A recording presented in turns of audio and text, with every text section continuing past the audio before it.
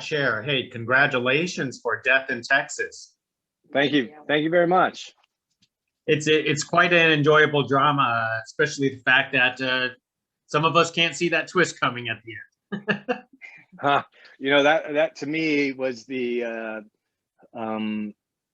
main. I think to me the main point of the film was I've seen so many movies. You know, even like give you an example, Taken, where Liam Neeson's going to do anything for his daughter, and we would do anything for our daughter, and everyone would for their kids. And I thought, what would be a movie where a son would do anything for his mother, who's given him everything? And I thought, to me, it's like the ultimate sacrifice is obviously the ultimate sacrifice. So I just thought that was very interesting to me, and how you get there.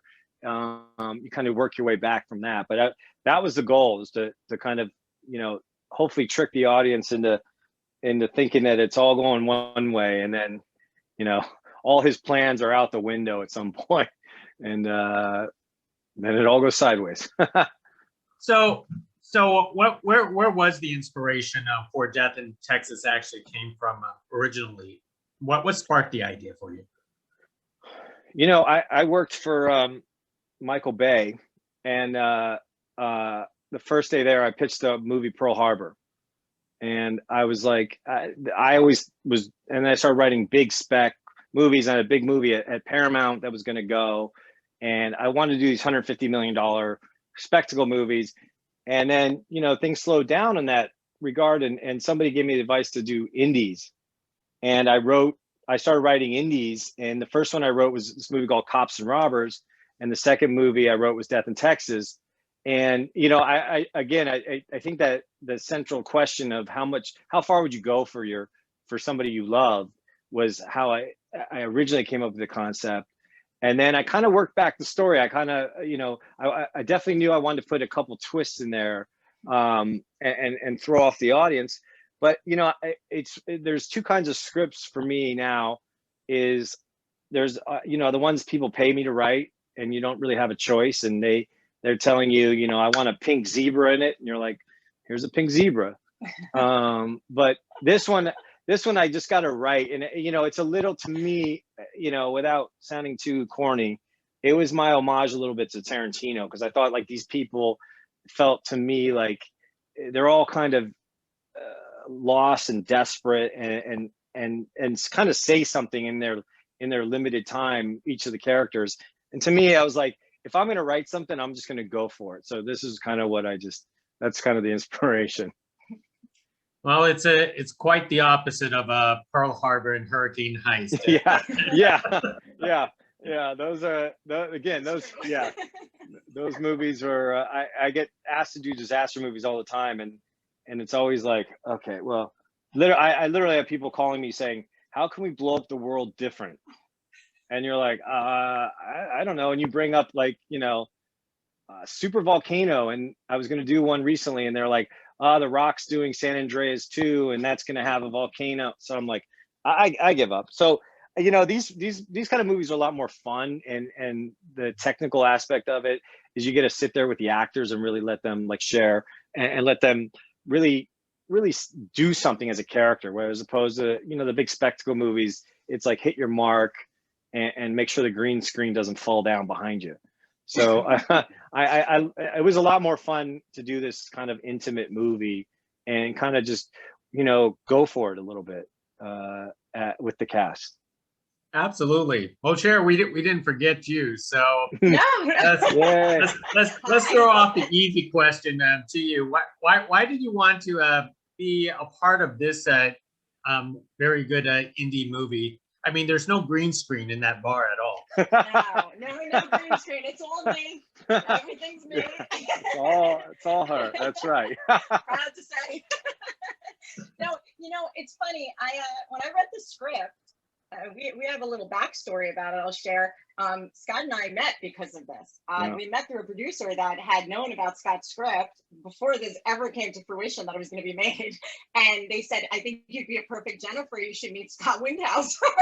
And I said, okay. And so Scott and I met, and literally we stayed together ever since. We haven't been apart and since. we have not been apart one day since. Yeah. And so she had to play the part. I had to play it. No, I had to agree to Jennifer. No, but I had before that, I had agreed to do it because I loved how multidimensional her character was. I loved how she showed to be a forceful woman while still had a fragile side to her. She showed that she could find some beauty in some of the people that came into her world at this bar, yet she felt she was a little detached from that bar because she wanted to go and pursue other things. And I think it was something where she also was trying to be so independent and hold her own, because the El Paso world was this real tough underworld that she had to navigate through. Yeah. So I love that about a character. I prefer being able to show a range of emotion, and that's what I felt this did. I also had known that as time went on, I had known more of Scott's writing, and I love the passion he puts into each character. And to me, that's something that sometimes you lose when you read other scripts. They're a little more straight and narrow, and they get cut off. And this, to me, he showed a lot of depth in the character, and I like that. Yeah, I needed somebody beautiful, obviously, but I needed somebody who could hold their own. And she's in real life, she's like that. She's tough. She's smart as hell, but she's a great actor. So it was kind of a no-brainer. And you'll see in some movies where people put their wives or husbands and they kind of shoehorn them into something, and it doesn't work. And stunt casting and that kind of stuff. She didn't get the part because she was my wife. She got the part because she's a great actress. And I think that's the cast was great. So I was very lucky to have this cast kind of fall in my lap a little bit with all the strings and connections and phone calls we'd make to different actors. So it was a pleasure, and it was fun to direct her, because then I could tell her what to do. She can't say anything. I had to be a little quiet on set. Yeah. I'm in charge. No. Just not anymore. Yeah. Now it's back to normal. But it was really nice to work together. It really was. Well, that sounds great. Sometimes it's always iffy when working with family on production sets. You know what I mean? Oh, absolutely. Yeah. Sure. Yeah. Sure. I've seen some bad cases. I've seen some things. But yeah, no, it was a pleasure. The cast and the crew were fantastic, and locations and that being in that part of the world was, this movie had been talked about being made a few different times, and when we were talking about it before being made, did anyone ever say to me, "Oh, you're going to actually go to El Paso to shoot it"? They're like, "Let's do it in Atlanta. Let's do it in Canada. Like, let's do it." I mean, someone wanted to do it in Puerto Rico. It's like it doesn't make sense. So when you're actually in the area, it's nice because you can point the camera anywhere, and you're like, that's really what it is, and that's beautiful. And it's a beautiful part of it's a beautiful part of this country. With the people there are fantastic. So it's nice to do that. It's refreshing. Wow, that's actually surprising, because my guess was New Mexico rather than Texas, where you filmed at. Because for someone we filmed in New Mexico for the tax incentive and stuff, but we actually got to film in El Paso too. And the place we shot in New Mexico was like 30 minutes from El Paso. Mm-hmm. Las Cruces is like a hop, skip, and a jump over right across the border there. But it's some of the crew was from El Paso, some of the crew was from New Mexico. So that whole area, though, it just has a really nice flavor to it that you can't go to Atlanta and create that. I'm sorry. You can fake it, but then you got to be careful where you shoot the camera. And I hate to see movies where you see the trees and the foliage and you're like, that's the East Coast. You can tell that's not LA. And so it made my life easier. It made the cast life easier. It made Jonathan Hall, the DP's life, a lot easier. Because I'll tell you though, as an actor who finds the atmosphere to be something that actually helps me bring myself into character, that's what I look for. Because when you bring somebody right to that environment and you allow them to really get into it and engage themselves in it, there's no way to not get into character on what you need to do. I mean, you just felt the area. You felt everything about it. Yeah. Oh, that's great. Well, let me bring up your lead actor, Ronnie Jean Blevins, because for a lot of people, he's that familiar face that a lot of people have seen in so many movies, but in a lot of supporting roles. But now you gave him a chance in the leading role with this one in Death in Texas. Talk about that decision, why he's perfect. Well, you know, you're right. Ronnie had been in a ton of movies, and he's always the guy that's killed like 15 minutes, you know, of screen time. And, you know, it was kind of like a part of the package that, you know, Ronnie found the executive producers who became the financiers. So Alan Gilmer, who financed the film, knew Ronnie and knew his brother.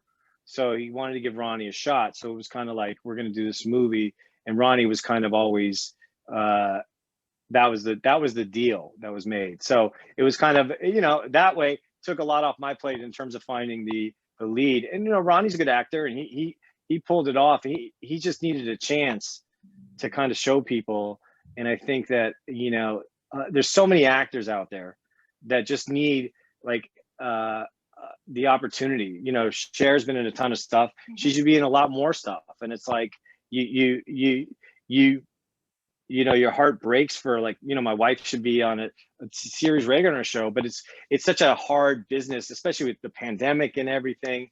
It kind of just threw it all in a curve of how this business works. So it's, you know, there's so many films being made, but there's and TV shows, but there's such a hierarchy and political, you know, and whose agent is what and blah, blah, blah, that it's not just always the best actor that gets the part. It's a, you know, it's a power play. So it's a struggle. Like in your movie with this one. I mean, that is basically what you're explaining. Yeah. So, you know, it works hand in hand in films like yours and then TV shows and other things. Yeah. So but look, it's the profession we've chosen. So, you know, and Cher's been in a ton of stuff. So she's doing fine. You know, she's got a Frank Grillo movie she's about to do. And then she's doing a movie in Italy. So she's doing tremendous. But it's just, you know, I have a lot of friends who are actors, and they're like, you know, put me in something. And it's like, I need money to put you in something. So it's political. It does. This business is it's a lot different than a lot of people from the outside see. You know, everybody on the outside only sees the glitz and glamour of it. And they don't realize the everyday hustle of what it really comes down to. But I think it makes us appreciate it more. I think it makes us stronger. I think just sometimes, you know, you kind of pat your head against the wall and you, you have to get back to being centered and say, okay, well, but you know, it's the career you choose. And if it was easy, everybody'd be doing it. Yeah, that is true. That is true. Well, I do have to commend, because you brought in some big stars, Laura Flynn Boyle. You brought in Stephen Lang. You brought in Bruce Dern. What I do want to mention is I've talked to Bruce Dern before, and he's one of those people where, you know, you're supposed to talk to him for 5 minutes, but then it ends up like a half an hour and all this kind of stuff. You definitely talked to Bruce. I'm just curious, because Bruce is such a talkative guy, so I can't imagine what he's like on set. When the camera's on, does he just become a different person and stick to the job, or is he still telling war stories? He's telling stories up till somebody says action. It's like, such a good question. It's like blah blah blah action, and you know, he's such a pro. And the a couple things about Dern.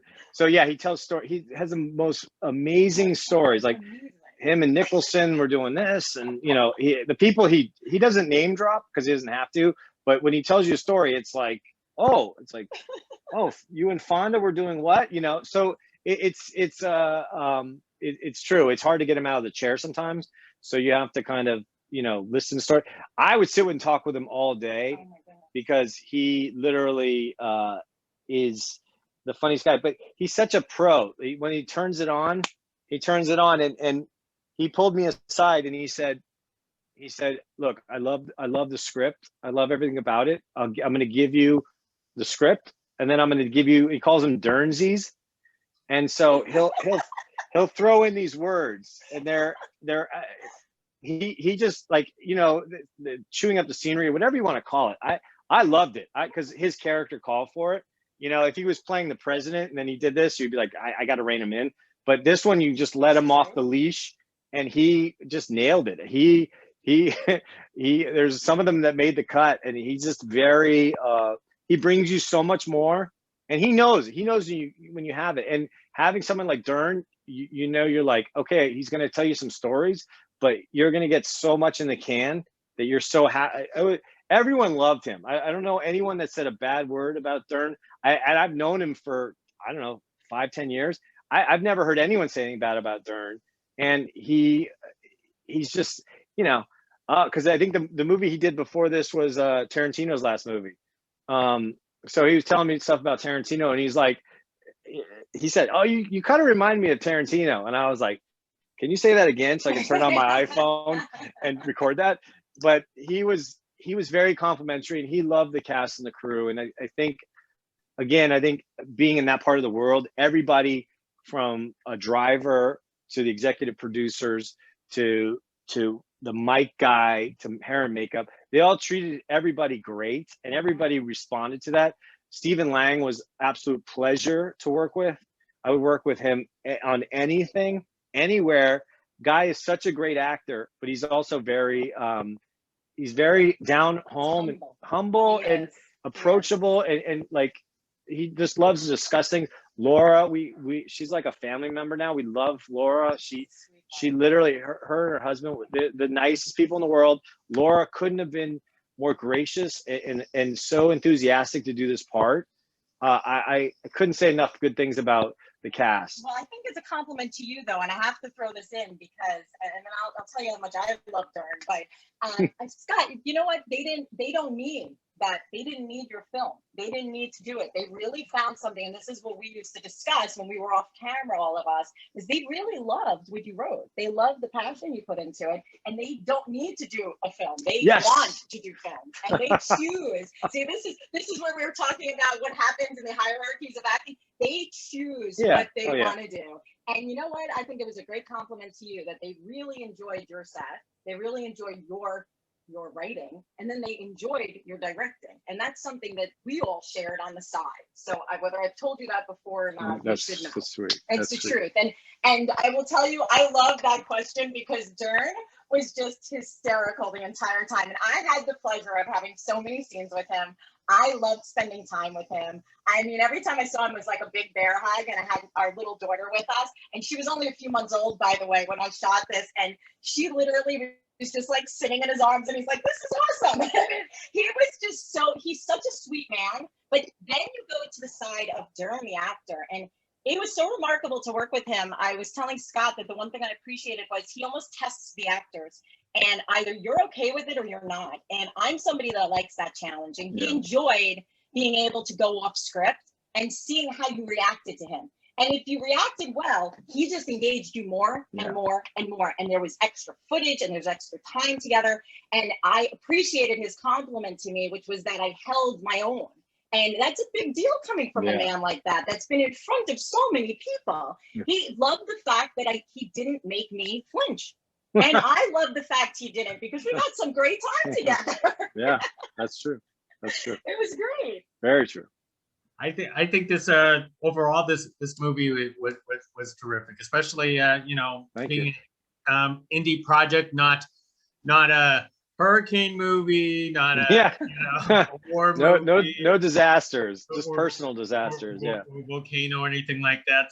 But it's a pleasure to speak to both of you, and I guess ultimately thank you for not blowing up Texas or something. You got it. And then, so Death in Texas is now available on all platforms. VOD, Hulu, Amazon, Apple, everywhere you can. That on-demand button on your remote, just press it and go to new releases, and you will find us. You'll find us. Terrific. Well, thank you for talking with us, and I can't wait to speak with both of you again. Absolutely. That'd be great. Pleasure.